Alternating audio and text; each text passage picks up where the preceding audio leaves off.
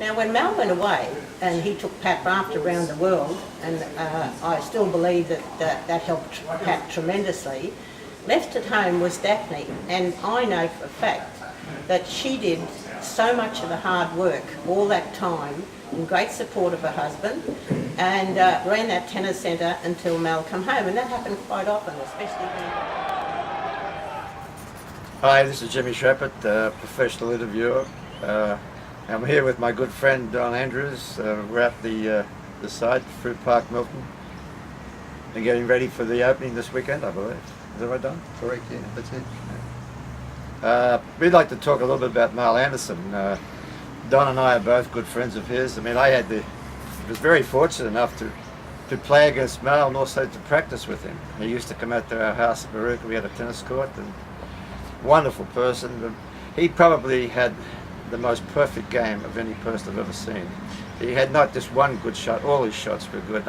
I know, Don, when you taught too, you'd probably pattern players after Mal with his style, wouldn't you? Oh, absolutely. Mal was just one of those players you just wanted to watch.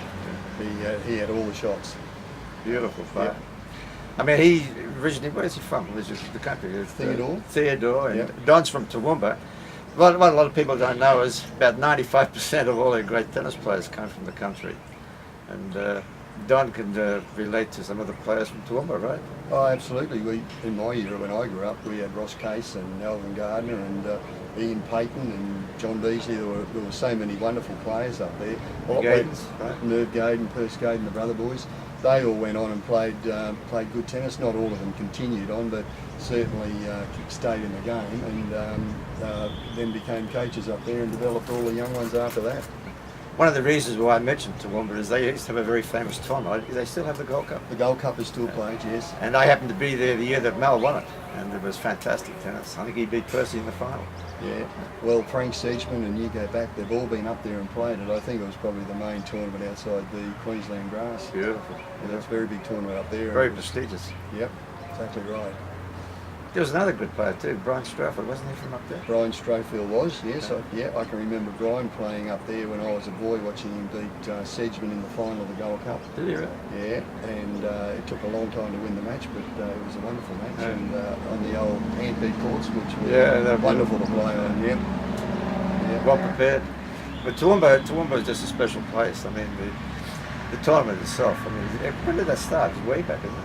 I honestly couldn't say. I'd have to check that what year it was, but it certainly was a long way back. And but it was always, being close to Brisbane, it was always one of the main tournaments. A little bit of elevation too helps. Yeah.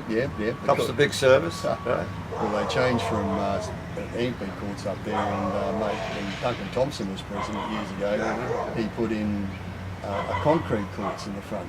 Did he? Well, they were pretty quick, and they were painted in those days, so if you had any sort of moisture on the court, well, the big servers, they loved it. Oh, yeah. Well, remember Percy Gaydon had a big serve. Yeah. Big serve, big forehand. He rolled them down, yeah. Exactly. This guy right here rolled it a few. Yeah. Mal, getting back to Mal was the guy too that had all the shots and that. And, beautiful. The one thing about Mal that I must say too is that of all the players that have played the game in recent times, Mal reached some really high levels as far as a pro goes, and he came back and gave a lot back to Queensland tennis. That's something a lot of people don't know. No, and he played all the tournaments. He wanted to play them, but he also played them and allowed all the young juniors coming through to have the opportunity to play against him actually in a match in a tournament. And most of the kids that were coming through in those days all wanted to actually draw him so that they could put their skills against Mal, and whether it be here at Milton on the grass when they were, or in the country tournament or whatever, he did put in, and he would play the men's singles, he'd play the mixed, and he'd play the men's doubles. Yeah, so he won all the doubles tournaments. Yeah, I remember he won in his late 30s or 40s with Rosewall. He won the Australian Open. Yeah, 1 year. No, a wonderful person, and deserves any accolade that comes his way, because he's given so much back to the game, and even to today he's still doing it. He goes out in the country and promotes the sport, and that's something you can't buy. Those fellows, their experience, and to sit down and just talk to them. Years ago, I can remember we organised a tournament here in Brisbane at the old Sleeman Centre where the Commonwealth Games were held. and we laid a synthetic grass court in the stadium, and we had Mal, John Newcomb, Neil Fraser, and I think it was Tony Roach, and they all came up and we played, and we ran this round robin tournament in the stadium, and Mal was instigational in getting a lot of that together as well. Well, I think we've pretty well covered that for today. Stefan? Excellent. Talking about his personal memories of Milton and one funny recollection of Sally Ann Atkinson, then a reporter for the Telegraph.